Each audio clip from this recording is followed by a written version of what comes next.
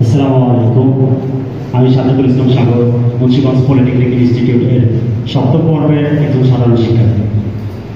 আপনারা সকলে অবগত আছেন যে সারা বাংলাদেশে ডিপ্লোমা ইঞ্জিনিয়ারিং শিক্ষার্থীদের অস্তিত্ব নিয়ে যে অপ্রীতিকর পরিস্থিতি সৃষ্টি হয়েছে, একটি চক্র যারা আমাদের ডিপ্লোমা ইঞ্জিনিয়ারিং সেক্টরকে ধ্বংস করে দেওয়ার জন্য কাজ করছে, তারই ধারাবাহিকতায় আমরা সকল সাধারণ শিক্ষার্থীবৃন্দ অস্তিত্ব টিকিয়ে রাখতে দীর্ঘদিন যাবৎ এই লড়াই চালিয়ে যাচ্ছি। কিন্তু আমাদের যৌক্তিক দাবিগুলো এখনো মেনে নিয়ে বাস্তবায়ন করার লক্ষ্যে কাজ করা হচ্ছে না।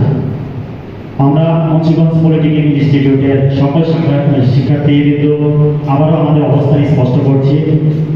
যতক্ষণ পর্যন্ত আমাদের এই দাবিগুলো মেনে নিয়ে বাস্তবায়নের লক্ষ্যে কাজ না করা হবে, ততক্ষণ পর্যন্ত আমাদের এই অবস্থান অটুট থাকবে এবং কঠোর থেকে কঠোরতম অবস্থান আমরা গ্রহণ করবো ইনশাআল্লাহ। জেনারেলদের সাথে যে আমাদের একটা বিএসসি ইঞ্জিনিয়ারের সাথে যে আমাদের একটা সাংঘর্ষিক অবস্থান দাঁড়িয়েছে, তো আমরা বিএসসি ইঞ্জিনিয়ার আর ডিপ্লোমা ইঞ্জিনিয়ার দুই ভাগে বিভক্ত।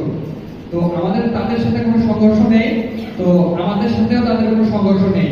তারা যারা এটাকে লেলিয়ে দিচ্ছে বা একটা চক্র যে তাদের সাথে আমাদেরকে লেলিয়ে দিচ্ছে, এটা একটা দেশকে অস্থিতিশীল করার জন্য আমাদেরকে লেলিয়ে দেওয়া হচ্ছে। কারণ তারা একটা আলাদা পার্ট, আমরা একটা আলাদা পার্ট। বিএসসি ইঞ্জিনিয়াররা নবম গ্রেডে জব করতে পারে, নবম গ্রেডে তারা কারিগরি সেক্টরে জব করতে পারে। আর আমরা ডিপ্লোমা ইঞ্জিনিয়ার যারা তারা আমরা জব করতে পারি দশম গ্রেডে। আমাদের এখানে কারিগরি সেক্টরে শুধু দশম গ্রেড, আমাদের কিন্তু আমরা সব দশম গ্রেডে না, আমরা শুধু কারিগরি সেক্টর অর্থাৎ কারিগরি অধিদপ্তরের যে কারিগরি সেক্টরটা আছে এই সেক্টরে আমরা দশম গ্রেড। আমরা কিন্তু অন্যান্য অনেক দশম গ্রেড আছে, যেমন এসআই একটা দশম গ্রেড পদ, সেখানে কিন্তু আমরা অ্যাপ্লাই করতে পারি না। শুধু যে আমাদের ডিপ্লোমা ইঞ্জিনিয়ারিং দশম গ্রেড পায় এমনটা না, আরো আছে যেমন নার্সিং ইঞ্জিনিয়ারিং আছে, তারা ডিপ্লোমা নার্সিং যেটা আছে তারাও দশম গ্রেডে একটা জব পায়। কৃষি ডিপ্লোমা একটা আছে, তারাও দশম গ্রেডে জব পায়। তাদের ধারাবাহিকতায় আমরা ডিপ্লোমা ইঞ্জিনিয়ার আমরাও দশম গ্রেডে আমাদের একটা জব আমরা এটাকে করি আর কি। তো আমাদের একটা কথা আছে, আমাদেরকে বিএসসির সাথে সাংঘর্ষিক করার কোনো কারণ আমরা দেখি না। কারণ আমাদের সাথে তাদেরকে লেলিয়ে দেওয়া হচ্ছে, লেলিয়ে দিচ্ছে একটা চক্র, যাতে আমাদের সাথে তাদের একটা সংঘর্ষ বেঁধে যায়। তো আমি ডিপ্লোমা ইঞ্জিনিয়ার এবং বিএসসি ইঞ্জিনিয়ার দুটাকেই দুভাগে দেখেছি, কারণ আমরা একে অপরের পরিপূরক বলা চলে আর কি। আমরা কিন্তু কারো বিপরীতে কেউ না। তো আমি বিএসসি ইঞ্জিনিয়ার ভাই বোনদের দৃষ্টি আকর্ষণ করে স্পষ্ট করে বলতে চাচ্ছি যে আপনাদের বিপক্ষে আমরা না, আমরাও আপনাদের পক্ষ নিয়ে আমরা কাজ করি। কিন্তু আপনারা আমাদের কাছে আসেন, আমাদের সাথে আসেন, আমাদের এটা যৌক্তিক আন্দোলন। আপনারা আমাদের সাথে একমত পোষণ করেন, আমাদের যেটা অধিকার, আমরা অধিকারটাকে যাতে আমরা অধিকারটুকু যাতে আমরা ফিরে পাই।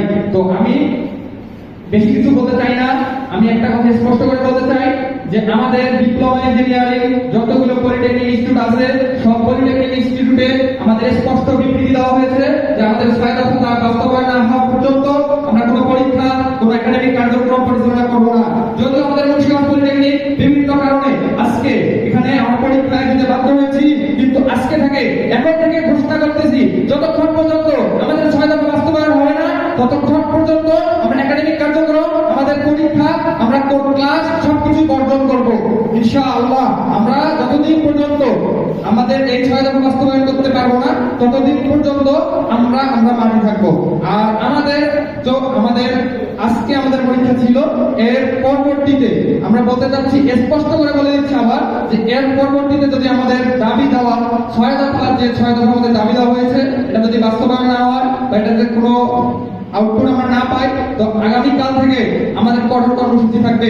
আমি সাংবাদিক ভাইদেরকে স্পষ্ট করে বলে দিতে চাই যাতে তাদের মাধ্যমে আমাদের এই আওয়াজ, এই গর্জন বাংলাদেশের মানুষের কাছে পৌঁছে যায়। তো আমরা স্পষ্ট করে আবার বলে দিচ্ছি যে আমরা আগামীকাল থেকে কঠোর কর্মসূচিতে যাবো ইনশাআল্লাহ। এটা শুধু আমাদের মুন্সিগঞ্জ না, বাংলাদেশের